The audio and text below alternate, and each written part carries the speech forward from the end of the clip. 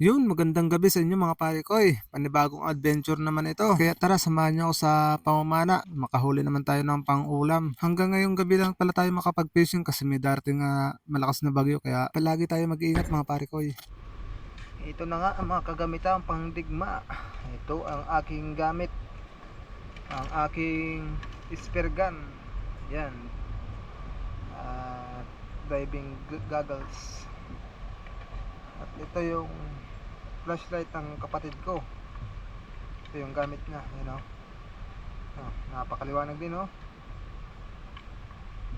At ito na yung gamit niya. Yan. May itak pa, oh. Kung may sukoy sa dagat, itakin na lang. Joke lang. Tara, let's go. Fishing na tayo mga pare ko eh. Yun, sisisid na nga tayo mga pare ko eh. Pero bago yun, shoutout muna tayo sa mga tropa at pare ko natin dyan. Shoutout sa'yo, Denver from Alangalang, Leyte. Yun. At shoutout din sa'yo, Florporio from Cebu. Yun. At shoutout din sa'yo, William Gupeta from Bohol. At big shoutout sa'yo, Marcelito Poliante from Ipil, Zamboanga, Sibugay. Yun. At shoutout din sa'yo, Ron Torrio from Sorsogon City. At big shoutout din kay Jandre Arabejo from Gubat, Sorsogon. At shoutout din sa'yo, Esther Israel from Panamaon, Loreto, Dinagat Island. Yun. At big shoutout ulit sa'yo, Dan Losada. Salamat sa pagbuhat ng gasol.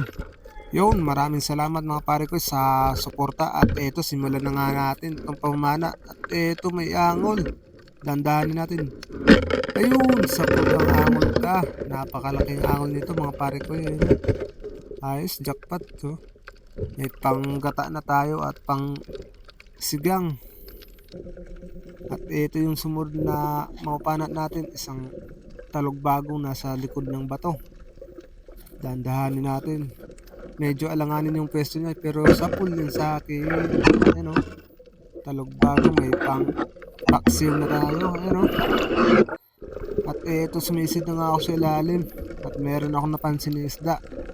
Ano, lumabas sa butas sa pulkang isda ka, kurisan, kurisan or labahita kung tawagin dito sa amin sa Bulusan. Masarap pala yung mga gantong uri ng isda mga pare ko eh. Masarap ito sa kinilaw at sa inihaw at sa may sabaw din. At ito may nakita tayong isang tabugok ay no, malaking tabugok ito mga pare ko eh. Dadakmayin ko lang ito. Hindi ko napapanain. Yun. Huli ka. Bale, ang pagpatay pala nito, kakagatin mga pare ko eh.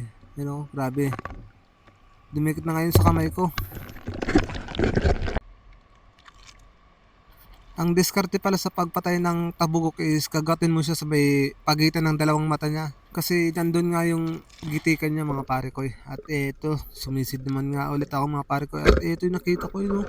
Napakalaking angol mga pare ko eh, sa gilid lang ng bato.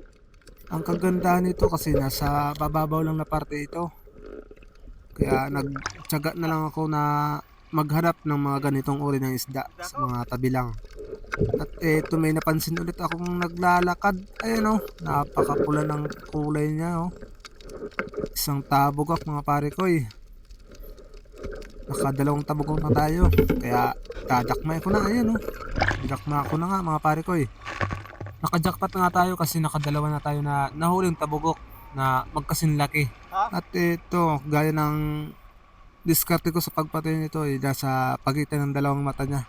Ayun kinagat ko kaagad kasi sobrang madikit na sa kamay ko. Ayun grabe mapuputol na yan. Parang gigil na gigil sa pagkagat, di halatang gutom. Ayan, napatay na nga natin mga pare ko, ayos na yan.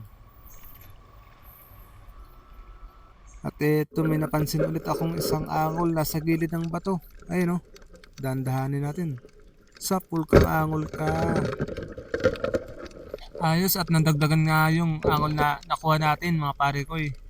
Kaya sumisid na nga ako sa may parting malalim. At ito yung nakita ko, isang barayungon or lipstickan.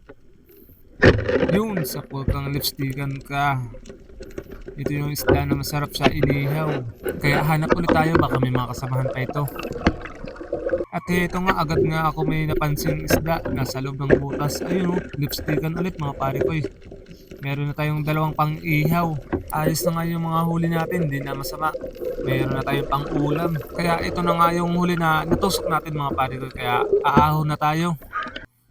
At ito nga yung huli ko mga pare ko. Yo. So yun mga pare ko, ito na ang huli ko. Ayos oh. May pang-ulam na tayo. Libre. Kailangan lang ng sipag at tiyaga. Napakasulit. At meron ka ng ulam na maiuwi. Kaya hanggang dito lang muna yung video natin. Salamat sa panonood mga pare ko. Peace out.